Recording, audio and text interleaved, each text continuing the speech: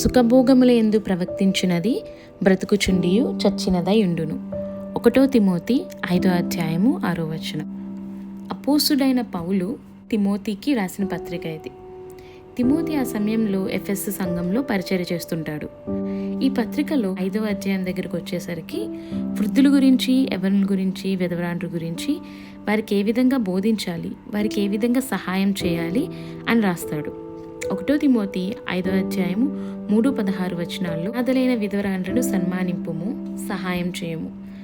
అలాగే భర్తను పోగొట్టుకున్న వీరు ఏ విధంగా దేవునిలో ఉండాలో కూడా హెచ్చరిస్తున్నాడు.